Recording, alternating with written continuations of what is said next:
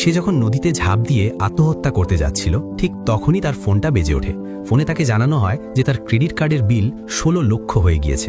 এই কথা শোনার পর তার বেঁচে থাকার শেষ আশাটুকুও শেষ হয়ে যায়। ব্রিজের ওপর দিয়ে অনবরত গাড়ি আসছিল যাচ্ছিল।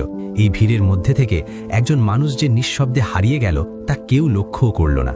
কিন্তু ভাগ্য তার সাথে এক অদ্ভুত খেল খেলল। নদীর জল তাকে ডুবিয়ে মারতে পারল না, অথচ সে সাঁতার জানত না।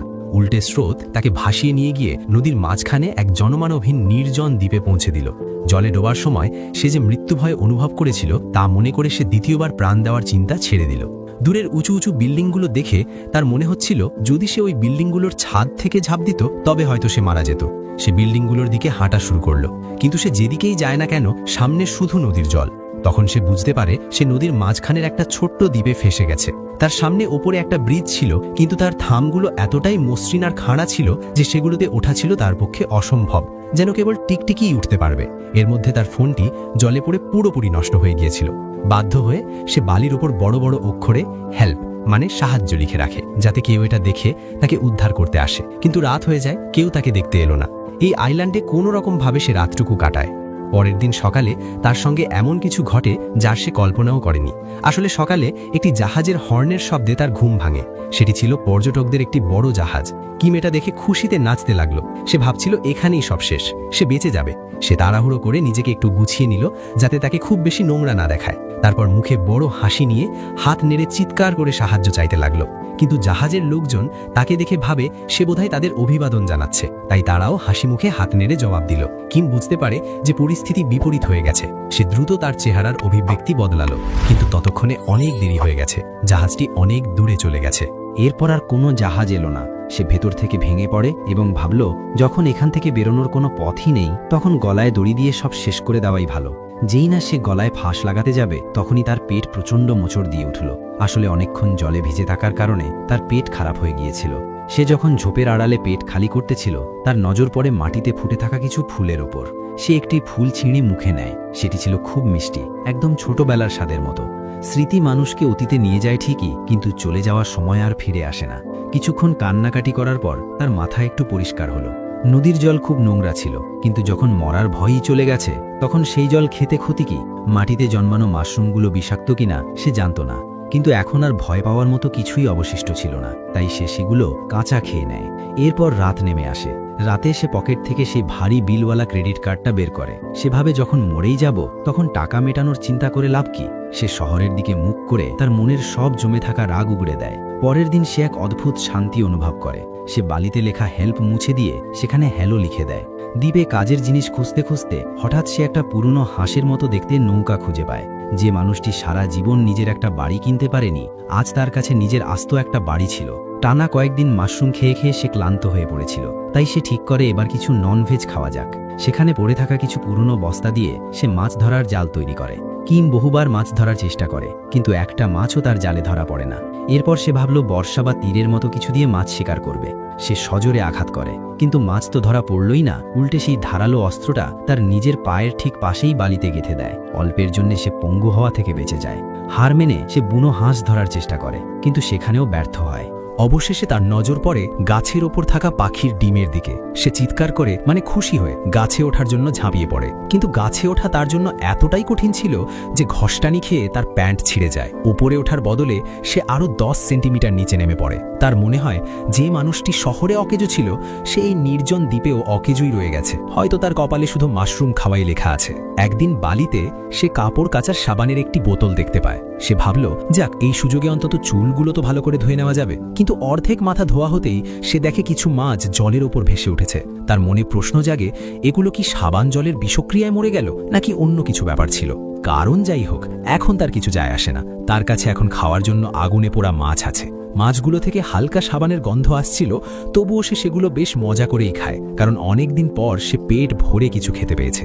এরপর যেন ভালো খবরের লাইন লেগে গেল। পরের দিন কিম ঘুম থেকে উঠে দেখে একটি বুনো মোরগ যে তার খেয়ে ফেলা মাছের কাঁটা খেলছিল সেটি মাটিতে মরে পড়ে আছে। কিম বুঝতে পারে যে সাবান সত্যিই বিষাক্ত, কিন্তু কিমের কাছে এই কারণটা বড় ছিল না।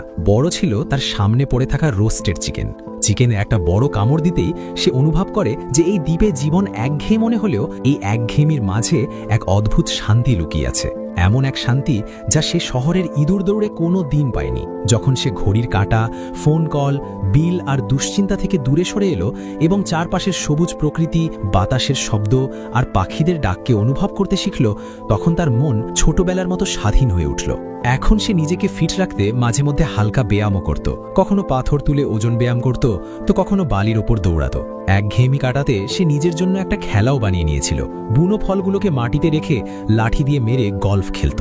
আর যখন কোনো শট ঠিকঠাক লাগতো, তখন নিজের জন্য তালি দিতেও ভুলত না। একদিন আবার একটি পর্যটকবাহী জাহাজ দ্বীপের পাশ দিয়ে যাচ্ছিল। কিম তার চশমা খুলে চোখ বড় বড় করে সেদিকে তাকিয়ে দেখে, কিন্তু এবার কিছু একটা আলাদা হলো। তার পা নিজের থেকেই পিছিয়ে যায় এবং সে ঝোপের আড়ালে লুকিয়ে পড়ে। সেই মুহূর্তেই সে বুঝতে পারে, শহরের চাকচিক্য, কোলাহল আর প্রতিনিয়ত চাপের চেয়ে এই সরল আর শান্তিময় জীবনটাই সে আসলে মনে প্রাণে চেয়েছিল। কিন্তু এই শান্তি বেশিদিন স্থায়ী হলো না। একদিন নদীর পাড়ে সে জাজাংমিয়ন, এক ধরনের কোরিয়ান ব্ল্যাক বিন নুডলস এর একটা খালি প্যাকেট খুঁজে পায়। প্যাকেটের ওপরের ছবিটা দেখেই কিমের জিভে জল চলে আসে। আশ্চর্যের বিষয় হলো, প্যাকেটের ভেতরে মশলার একটা ছোট প্যাকেট তখনও অক্ষত ছিল। সে অবাক হয়ে বলে, কোন সে অদ্ভুত মানুষ যে নুডলস খেয়েছে কিন্তু আসল মশলাটাই ফেলে রেখেছে। সেই দিনের পর থেকে রোস্টেড চিকেনেও সে আর আগের মতো স্বাদ পাচ্ছিল না। ঘন্টার পর ঘন্টা সে সেই খালি প্যাকেটটার দিকে তাকিয়ে থাকত আর মশলার অবশিষ্ট গন্ধ শোকত। রাতে ঘুমানোর সময়ও তার স্বপ্নে সেই নুডলসই আসত।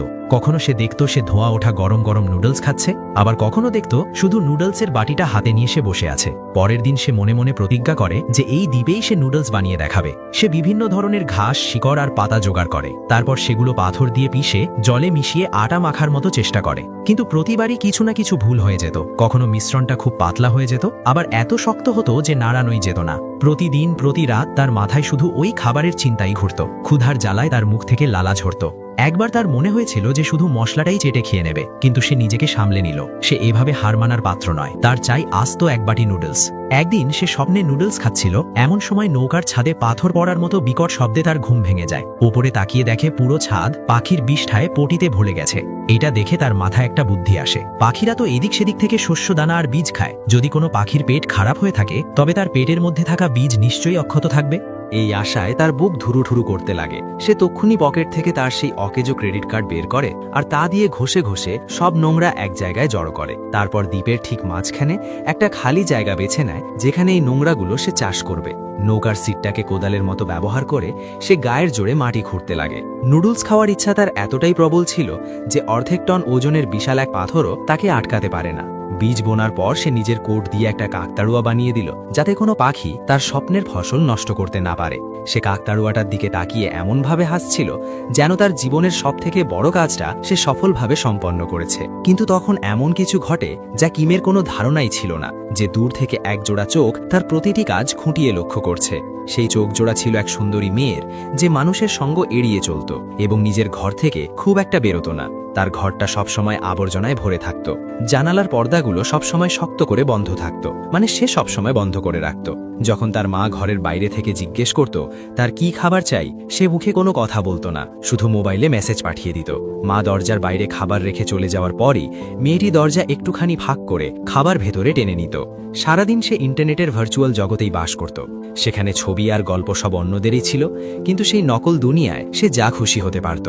সেখানে তার কপালের ক্ষত কেউ দেখতে পেত না, আর কেউ কোনো প্রশ্ন করত না। তার সবচেয়ে বড় শখ ছিল ক্যামেরা দিয়ে চাঁদের ছবি তোলা। তার মনে হতো যে চাঁদে কোনো মানুষ থাকে না, তাই সেখানে কেউ তাকে বিচার করারও নেই। ছবি তোলার পর সে আলমারির ভেতরে লুকিয়ে ঘুমিয়ে পড়ত, যেন সে সেখানেই নিজেকে সবচেয়ে বেশি নিরাপদ মনে করত। বছরে মাত্র 2 বার সে নিজের ঘরের পর্দা সরাত, যখন শহরে বিমান হামলা থেকে বাঁচার জন্য ড্রিল হতো। সেই মুহূর্তগুলোতে রাস্তাঘাট একদম জনশূন্য হয়ে যেত।